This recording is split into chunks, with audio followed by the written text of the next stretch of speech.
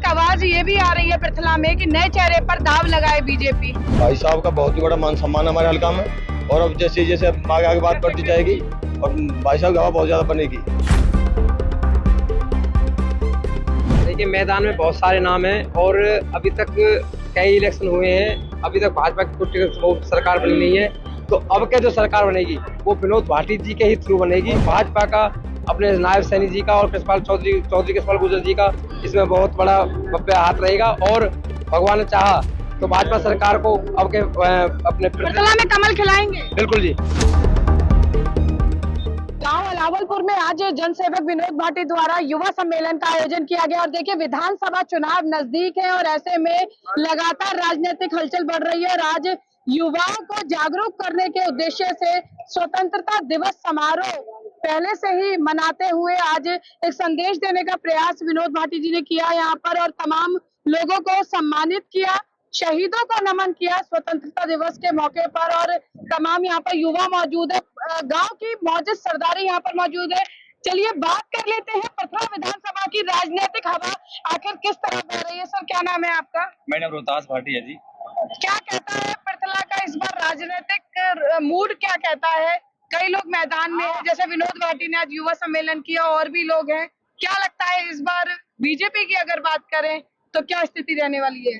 देखिए, जो ना गवर्नमेंट की स्कीम थी उनको फ्लोर शो पे लाने का जो काम था वो आज तक किसी भी विधायक ने नहीं किया, और जो स्कीम से आती हैं उसके बारे में सॉफ्ट फ्लोर को पता भी नहीं होता भाई क्या स्कीमें चल रही हैं।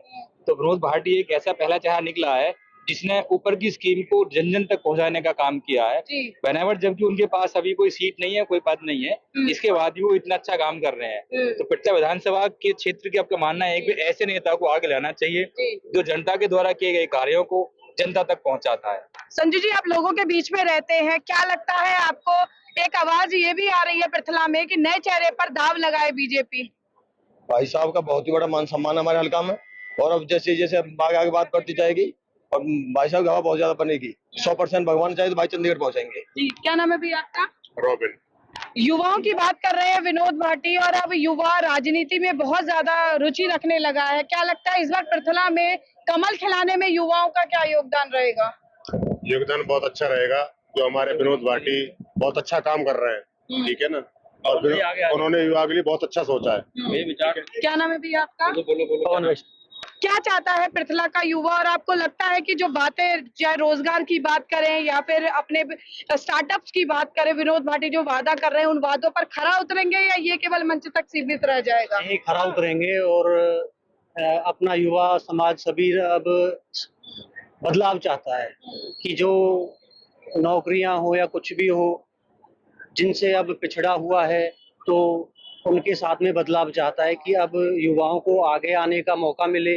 और हमारे विनोद भाटी जी एक युवा हैं और युवाओं को युवा ही युवा की भावना को समझ सकता है। जी, तो क्या नाम है भैया आपका? श्याम भाटी। ये पृथला में पूरा रूरल क्षेत्र आता है, ग्रामीण क्षेत्र आता है। पहले जो राजनीति थी वो बड़े बुजुर्गों की मानी जाती थी और आज भी है, लेकिन आज युवाओं की भी भागीदारी उतनी ही मानी जाती है। क्या कहेंगे इस बार युवा चेहरे पर दाव और लगाना चाहिए बीजेपी को? हाँ, जरूर लगाना चाहिए, क्योंकि हमारे जो विनोद भाटी जी हैं उनकी सोच बहुत अच्छी है। वो युवा के बारे में सोच रहे हैं, बिजनेस के बारे में सोच रहे हैं, और वो डेवलप करेंगे हमारे पृथला क्षेत्र को। अभी तक जितने भी कैंडिडेट हुए उन्होंने ना तो कोई गली देखी है, नहीं लाइट देखी है, नहीं कोई व्यवस्था देखी है, लेकिन उनकी आज की जो थिंकिंग है वो अभी से प्लानिंग बना रहे हैं। एक पोर्टल बनाया है जिसपे उन्होंने हर चीज को, यानी दूरदर्शी सोच के साथ चल रहे हैं। हाँ जी, ठीक कह रहे हैं भैया ये। हाँ जी, पत्रकार साथी, मैं आपके माध्यम से बताना चाहता हूँ विनोद भाटी के जनता को सहयोग मिलेगा, सेवा करेगा सब आई है, और सारा क्षेत्र जानता है भाजपा को सच्चो सिपाही। पक्की बात है? हाँ जी, पक्की बात है बिल्कुल। क्या कहेंगे भैया पृथला में इस बार क्या स्थिति रहने वाली है? मैदान में बहुत सारे नाम है। देखिए, मैदान में बहुत सारे नाम हैं और अभी तक कई इलेक्शन हुए हैं, अभी तक भाजपा की कोई सरकार बनी नहीं है।